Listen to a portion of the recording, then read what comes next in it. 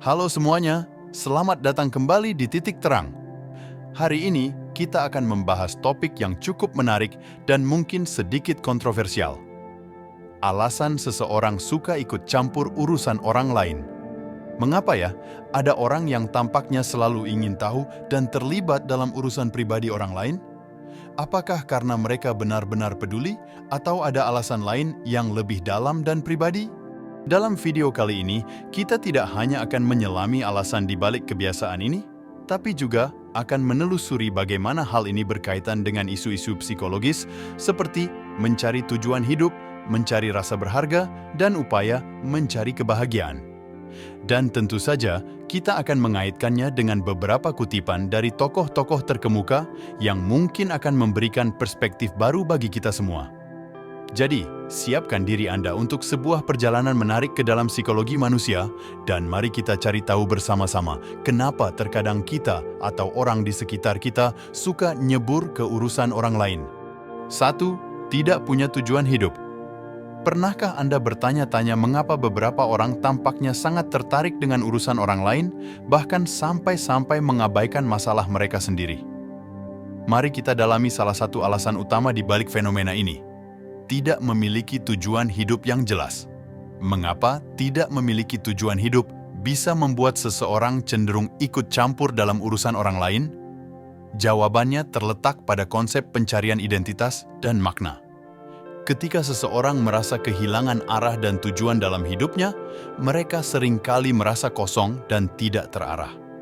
Mereka mungkin merasa bahwa hidup mereka tidak memiliki makna yang signifikan atau tujuan yang jelas, yang membuat mereka merasa tidak lengkap. Dalam situasi seperti ini, campur tangan dalam urusan orang lain menjadi cara untuk mengalihkan perhatian dari perasaan kosong dan tidak berarti. Dengan fokus pada masalah orang lain, mereka mencari kesempatan untuk merasa dibutuhkan dan penting. Mereka mungkin berpikir, jika saya bisa menyelesaikan masalah orang ini, berarti saya berharga. Berarti saya memiliki peran dalam kehidupan ini. Ini adalah cara untuk menciptakan rasa relevansi yang tidak ditemukan dalam kehidupan pribadi mereka. Friedrich Nietzsche, seorang filsuf Jerman, pernah berkata, "Siapa yang memiliki sebuah kenapa untuk hidup dapat menghadapi hampir semua bagaimana." Kutipan ini menekankan betapa pentingnya memiliki tujuan yang jelas dalam hidup. Tujuan hidup berfungsi sebagai kompas yang mengarahkan kita dalam setiap keputusan dan tindakan kita. Tanpa itu, mudah bagi kita untuk tersesat dan mencari makna dalam hal-hal yang sebenarnya tidak memperkaya kehidupan kita sendiri, seperti urusan orang lain. Bagaimana seseorang dapat mengatasi perasaan tidak memiliki tujuan hidup ini? Langkah pertama adalah introspeksi diri, mengenal diri sendiri lebih dalam, apa yang benar-benar Anda nilai, apa passion Anda, dan apa yang Anda inginkan dari kehidupan ini. Mulailah dengan menetapkan tujuan-tujuan kecil yang dapat dicapai yang akan membantu Anda merasa lebih terarah dan berarti. Ini bisa sesederhana menyelesaikan buku, belajar keterampilan baru, atau membantu orang lain melalui kegiatan sukarela yang memiliki arti pribadi bagi Anda. Menciptakan tujuan hidup bukanlah proses yang cepat atau mudah, tapi merupakan perjalanan yang berharga. Melalui proses ini, Anda akan mulai menemukan kebahagiaan dan kepuasan dalam pencapaian pribadi Anda sendiri, bukan dalam campur tangan dalam urusan orang lain. Ingatlah bahwa setiap orang memiliki perjalanan unik mereka sendiri, dan menemukan tujuan hidup Anda adalah kunci untuk hidup yang lebih berarti dan memuaskan. 2. Merasa tidak berharga. Dalam perjalanan kita menjelajahi alasan mengapa seseorang mungkin terlalu sering ikut campur dalam urusan orang lain, kita sampai pada faktor penting kedua, perasaan tidak berharga. Perasaan ini, meskipun tersembunyi dalam-dalam, dapat mempengaruhi banyak aspek perilaku seseorang, termasuk keinginan untuk terlibat dalam masalah yang tidak seharusnya menjadi urusan mereka. Perasaan tidak berharga seringkali bersumber dari keyakinan batin yang mendalam bahwa kita tidak cukup baik atau bahwa kita tidak memiliki nilai yang sama dengan orang lain. Ini bisa disebabkan oleh berbagai faktor, mulai dari pengalaman masa kecil, kritik yang terus-menerus, hingga perbandingan sosial yang dilakukan melalui media sosial. Ketika seseorang merasa tidak berharga, mereka mungkin mencari pengakuan dan validasi dari luar untuk mengisi kekosongan tersebut. Eleanor Roosevelt, seorang tokoh penting dalam sejarah Amerika, pernah berkata, "Tidak seorang pun dapat membuat Anda merasa rendah diri tanpa persetujuan Anda." Kutipan ini mengungkapkan bahwa kekuatan untuk merasa berharga sejatinya berasal dari dalam diri kita sendiri, bukan dari pengakuan luar. Namun, bagi mereka yang berjuang dengan perasaan tidak berharga, mencari validasi dari luar dengan mengatur atau mengkritik kehidupan orang lain bisa menjadi cara untuk mendapatkan rasa penting yang mereka rindukan. Ikut campur dalam urusan orang lain sebagai upaya untuk merasa berharga merupakan tanda bahwa seseorang belum menemukan pengakuan batin yang diperlukan untuk merasa puas dengan diri sendiri. Dalam mencoba menyelesaikan masalah orang lain atau memberikan nasihat, mereka mencari perasaan dihargai dan diakui. Ironisnya, pendekatan ini seringkali berakhir dengan rasa kepuasan yang hanya sementara karena validasi sejati hanya bisa berasal dari penerimaan diri sendiri. Langkah pertama untuk mengatasi perasaan tidak berharga adalah mengakui bahwa validasi diri lebih penting daripada pencarian konstan atas pengakuan dari luar. Ini melibatkan introspeksi dan pekerjaan batin untuk membangun harga diri dan penerimaan diri. Latihan seperti jurnal refleksi, meditasi, atau bahkan terapi dapat membantu seseorang mengeksplorasi dan memproses perasaan ini. Selain itu, menetapkan dan mencapai tujuan pribadi, tidak peduli seberapa kecil, dapat membantu membangun rasa pencapaian dan meningkatkan harga diri. Ketika seseorang mulai melihat nilai dalam diri mereka sendiri, kebutuhan untuk mencari pengakuan dari campur tangan dalam urusan orang lain akan berkurang.